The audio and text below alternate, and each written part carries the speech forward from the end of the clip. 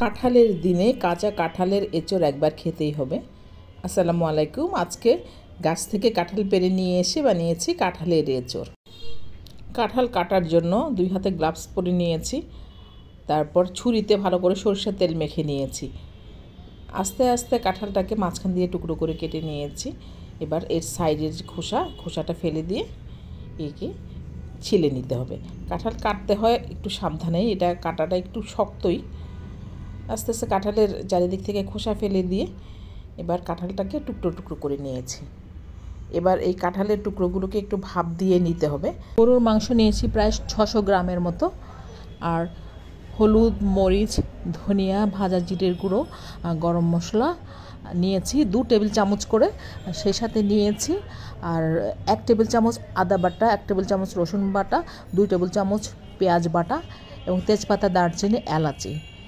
এবার আমি চুলে একটা প্যান বসিয়ে দিয়েছি। প্যান বসিয়ে দিয়ে এখানে প্রায় 3 টেবিল চামচের মতো তেল দিয়ে তেজপাতা, দারচিনি, এলাচি দিয়ে দিয়েছি। এগুলো নেড়ে একটু যখন ফ্লেভার আসবে তখনই আমি এখানে 1 কাপ পেঁয়াজ কুচি দিয়ে দিচ্ছি। পেঁয়াজ কুচি নেড়ে এবার আমি দিয়ে দিচ্ছি এখানে যে বাটা মশলাগুলো ছিল, অর্থাৎ পেঁয়াজ, রসুন, আদা দিয়ে ভালো করে আমি এগুলোকে কষিয়ে নিচ্ছি।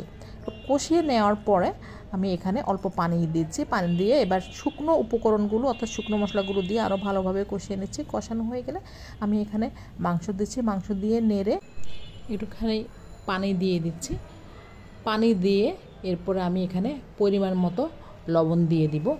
এটা আসলে গরুর মাংস না, মুরগির মাংস দিয়েও রান্না করা যায়, মাছ দিয়েও রান্না করা যায়। তো আমার কাছে গরুর মাংস দিয়ে রান্না করতেই ভালো লাগে।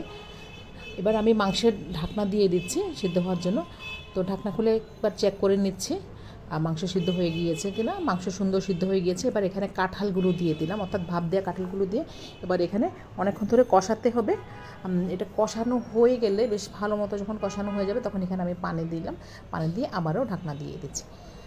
আমার কাঁঠালের তরকারি অর্থাৎ এঁচড় হয়ে গিয়েছে। এবার আমি আলাদা আরেকটা প্যানে তেল দিয়েছি। তেল দিয়ে পেঁয়াজ, রসুন দিয়ে এগুলোকে লাল করে অর্থাৎ বেরেস্তার মতো যখন হয়ে গিয়েছে তখন আমি এগুলোর থেকে পেঁয়াজ, রসুনগুলো তুলে কাঁঠালে দিয়ে দিচ্ছি। এবার আমি আবারও সেই একই প্যানে দিয়ে দিচ্ছি আধা চামচের মতো মেথি আর 1 চিমটি কালিজিরা। এবার এগুলোকে ভেজে যখন মেথির ভালো একটা ফ্লেভার আসবে তখন কাট করে জাস্ট তেলটুকু দিয়ে দিব, আর মেথি কালিজিরাটা আমি আর দেবো না।